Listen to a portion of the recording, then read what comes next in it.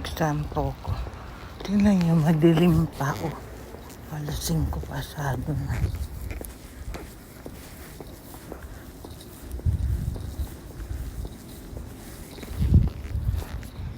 Madilim. Nagbabago na yung klima kasi.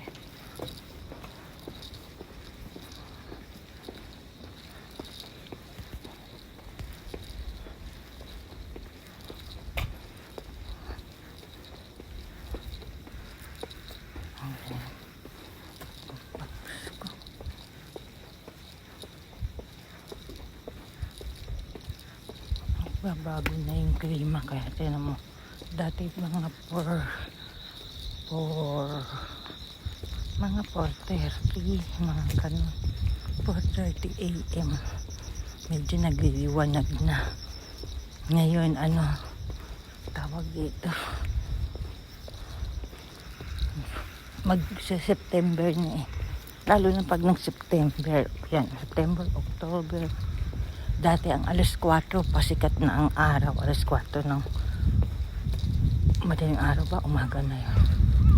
Pasikat na ang araw nun. Tapos nun, ang alas 7 maliwanag pa. Ngayon pabago na. Magtataglamig na. Sabagay saan, umpisa pa lang ng mga November ata. Malamig. Siya, pag magtataglamig na, alas 6 pa rin, madilim. Alas 6 ng madaling araw.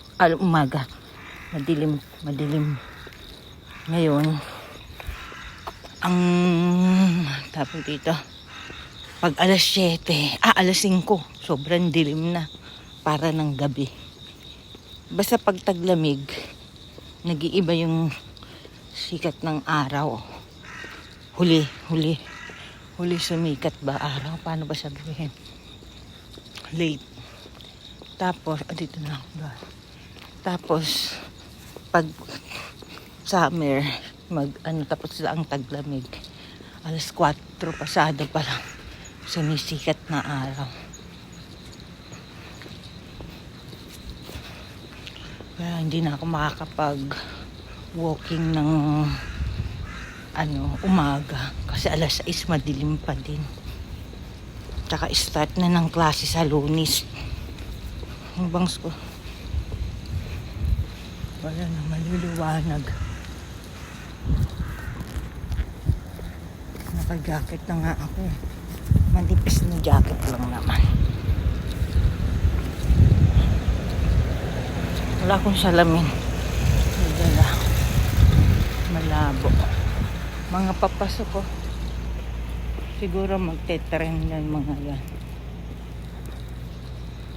Magte-trend. Kasi doon ang Inky Station.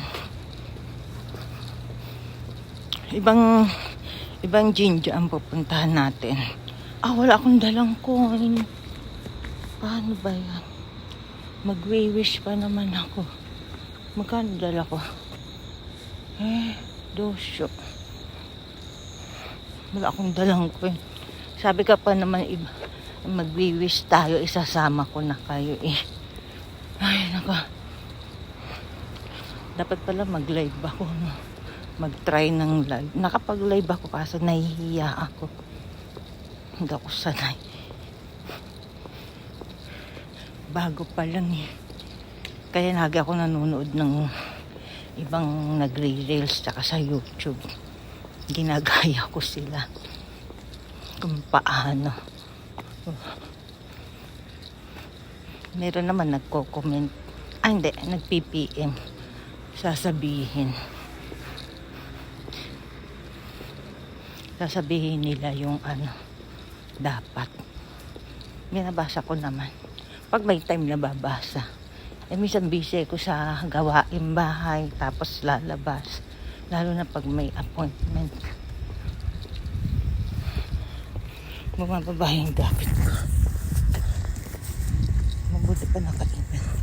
Inano ko yung ko. Boko. Madilim-dilim pa yan. Sa personal, madilim pa yan. Ayan o. Doon tayo dadaan sa isang anuhan ng... Hindi pa ako nakakapasok doon Sa tinagal-tagal, papasukin natin. Kung pwede. Kaso wala akong dalang ko. Ito ba silang nangungupahan dyan? Siguro yung ano ng trabaho. Yung paano ba yung nagsosyokay? Nagre-reto ng trabaho. Grabe yung bukong gulgol. Ito na yung ang ganda tingnan. Yan yung mga building talaga yan. Mga bago talaga yan. Dati walang masyadong building. Tingnan niyo yung Bougainvillea. Merong Bougainvillea. Pag summer lang naman ito eh. Ang ganda oh. Bougainvillea. Ganda diba? Wala yung aso. Aso. Pusang gala. Aba, alas 7 bukas nito ah. 7 a.m. to 11 p.m. Yung, ayan o, supermarket. Diyan kami napunta nung gabi. Kasi kala ko meron pang, 25 na matsuri na bilihan ng mga pagkain. Wala na pala. Pag 25 pala, tanghali lang hapon. Wala nang gabi. Yung 24 lang pala yung hanggang gabi. Ito yung clinic sa mga bata. May trangkaso. Yan. Diyan ko dinadala anak ko. Diyan lumaki sila. Baby hanggang maging binata yung anak kong panganay na lalaki. Tapos yung bunso ko diyan din. Hindi na iba. Kasi dati doon nga, di ba kami? Aba, kiniba na yung bahay. Nasunog ba yun? Hindi. Tismosa talaga ako eh. Pag walang trabaho, walang ginawa, kundi kung ano-ano nakikita. Itong halaman na to, ang bulaklak nito, parang katulad sa atin na rosal, yung mabango. Rosal ba tawag doon? Mabango siya parang sa patay. Pero mabango siya. Ano yung giniba na yung bahay? Yung kalapit. Siguro gigibain na. Ayan yung takoyaki. Yung pula. Ang karatula. Diyos mo, sa tawid nga tayo. Wala naman sasakyan. Dito pa lang pag umaga, ang bibilis ng mga sasakyan. Kaya yung asawa ng bunso kong babae, nagtrabaho ng panggabi. First time niya magtrabaho ng panggabi. Kasi kadadating lang din niya ng Japan eh. Hala, trabaho ng... Dati pang umaga siya, tapos binigyan siya ng schedule na panggabi. Ayan yung takoyaki. Binigyan ng trabaho panggabi.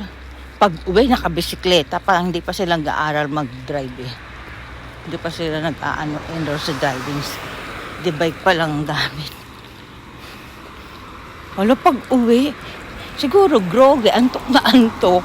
Pero hindi naman siya, alam mo pagtawid niya sa stoplight, binabangga siya.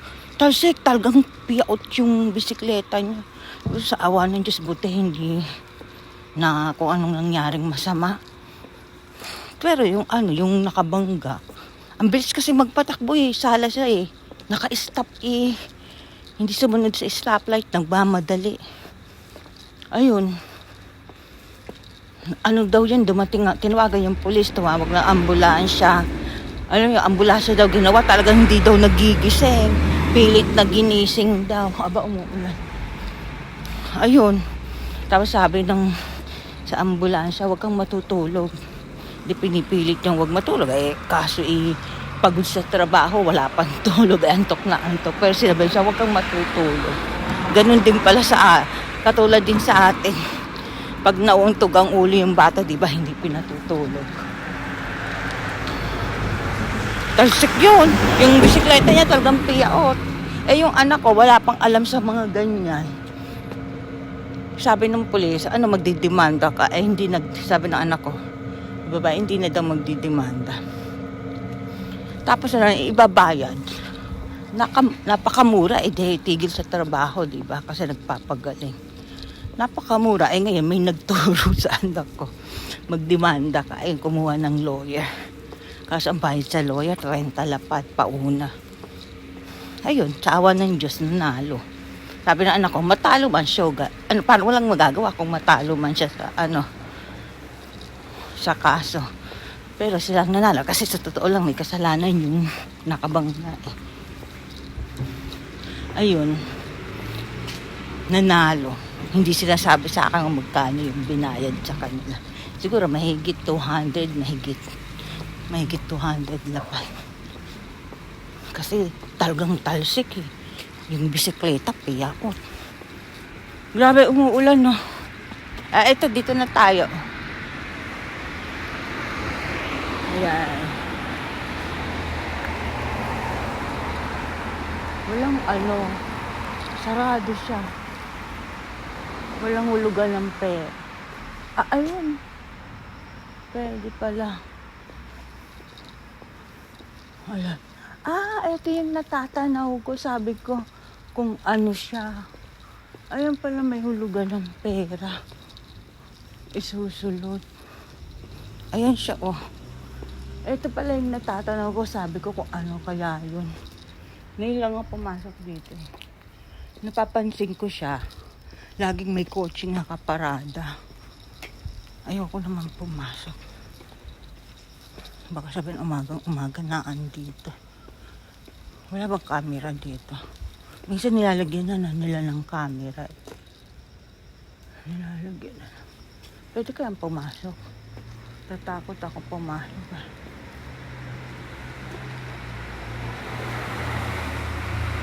Nilalagyan ba ng pera yan? Magdadasal ka. Ganda, diba? May bating-ting pa. Ayun, May nakatira ba dito? Nakakatakot.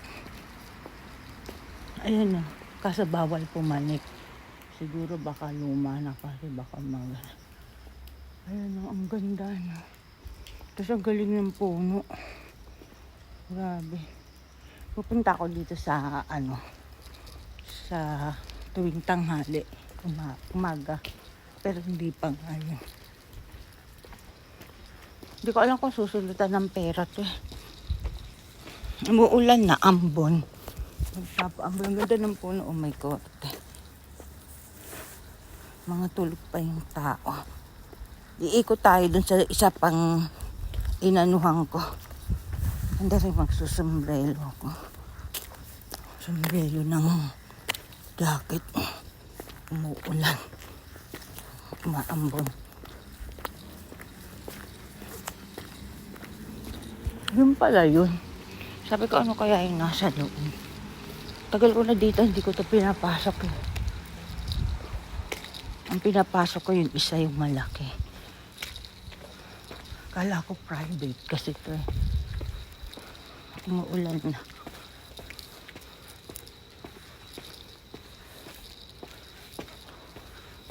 Grabe.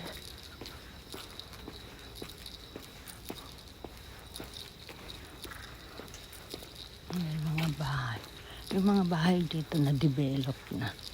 Yung mga luma nawawala na. Sayang nga Magandang tignan pag luma. Tapos talagang ng tourist spot. Kaso nawawala na yung Itong lugar namin wala naman tourist spot dito Yun, yung castle, yun lang. Kami nga nadayo ng ibang lugar. Para lang makapamasyal. Yung basura. Ayan. Tiga, puti. Dito puti. Doon green at red. Pero ngayon hindi red. Ngayon green. Kahapon puti. Ang ingay ng ang ingay ng kalapati. Dito tayo. Kaso medyo madilim sa loob. Ito yung pinuntahan ko nung nakaraan. Mag-wish tayo, gusto nyo. Sama ko kayo. I-live ko kaya. Sige na, sunod na. Magla-live ako para makita nyo. Kahit walang manood. Kasi try ko lang naman mag-live. Hindi naman talaga ako nagla-live. Para makita nyo. Kaso gantong oras, wala namang ano. Para lang makita nyo yung ano. Ayan, basta tingnan nyo muna yung ano. Ayan. Maghulog lang ko. Sige na.